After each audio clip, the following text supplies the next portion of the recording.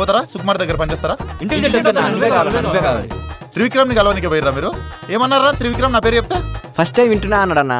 వంకి వరుస ఫ్లాప్స్తో కష్టాల్లో ఉన్న విశ్వక్సేన్ గారికి జాతిరత్నాల తర్వాత సరైన హిట్ లేని అనుదీప్ గారి కాంబోలో వచ్చిన కొత్త మూవీ ట్రైలర్లో మొత్తం క్రేజీ పన్స్తో ఆడియన్స్లో పాజిటివ్ వైబ్ అయితే క్రియేట్ చేశారు.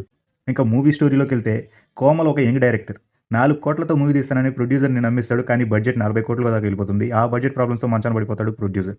ఇంకా మూవీ కంప్లీట్ చేసే బాధ్యత చిత్ర తీసుకుంటుంది. ₹1 కోటి మూవీ కంప్లీట్ చేయించాలని అనుకుంటుంది. ఈ జర్నీలో ఏం జరిగింది అన్నదే మూవీ ప్లాట్. 4 40 కోట్లు చేశాడబ్బా బడ్జెట్.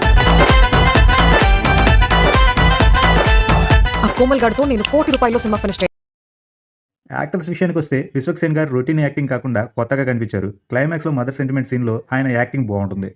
కయాడు లోహర్ గారి సినిమాకి స్పెషల్ అట్రాక్షన్ అని చెప్పొచ్చు. ఆవిడ స్క్రీన్ ప్రెసెన్స్ బాగుంది. కానీ విశ్వక్సేన్ కయాడు లోహర్ గారి కెమిస్ట్రీ మాత్రం సరిగ్గా వర్క్ అవ్వలేదు. ఎందుకంటే కయాడు లోహర్ గారు విశ్వక్సేన్ గారి కంటే కొంచెం పెద్దగా కనిపిస్తున్నారు. ఇంకా నరేష్ గారు ఉన్నంతలో మెప్పించారని చెప్పాలి. దిల్ రాజు గారు నాగవంశీ గారులే గెస్ట్ అపీరెన్స్ వర్క్ అయింది అనిపించింది. ఈ గెట్ టుగెదర్లు ఇవన్నీ కాదురా, మనందరం ఒకసారి కలుద్దాం రా. టెక్నికల్ టీం విషయానికి వెళ్తే మ్యూజిక్ బీమ్స్ సాంగ్స్ అలరించాయి. కానీ మూవీలో హ్యూమర్ని ఎలివేట్ చేసే విషయంలో ఆయన బీజిఎం ఫెయిల్ అయిందని చెప్పించింది. నవీన్ నోలి గారి ఎడిటింగ్ సరిగ్గా వర్క్ అవ్వలేదు అనిపించింది. కంటిన్యూటీ ఇష్యూస్, సీన్స్ జంపింగ్స్ చూస్తున్న ప్రేక్షకుడికి ఇబ్బందిగా మారే అవకాశం ఉంది. కెమెరా వర్క్ డీసెంట్గా ఉంది. కలరింగ్, ఆర్ట్ వర్క్ బాగున్నాయి. ప్రొడక్షన్ వాల్యూస్ రిచ్గా ఉన్నాయి. ప్రొడ్యూసర్ ఎక్కడ కాంప్రమైజ్ అవ్వలేదు అనిపించింది.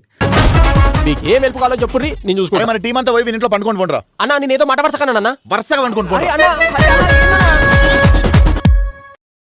ఫైనల్గా మూవీ ఎలా ఉందంటే అందీప్ గారి మూవీస్లో హీరోస్కి సీరియస్నెస్ ఉండదు. అది తెలిసిన విషయమే. అలాగే సోషల్ టచ్ అంటే జాతిరత్నాల్లో పొలిటికల్ లీడర్స్ మీద సెటైర్స్ చేయడం, ప్రిన్స్ మూవీలో కుల వ్యవస్థ మీద సెటైర్స్ చేసినట్టు ఈ మూవీలో సినిమా ఇండస్ట్రీ మీద సెటైర్స్ చేశారు. మూవీలో ఒక 20 నిమిషాలు కథ పెట్టుకుని మొత్తం సెటైర్ డ్రామా నడుస్తుంది. ఇందులో కొన్ని పంచులు సరిగ్గా వర్క్ అవ్వలేదు, కొన్ని వర్క్ అయ్యాయి. ప్రొడ్యూసర్ నాగవంశీ గారు చెప్పినట్టు సినిమాని రెగ్యులర్ ఫార్మాట్లో కాకుండా కొత్తగా చూస్తే బాగానే ఉంటుంది.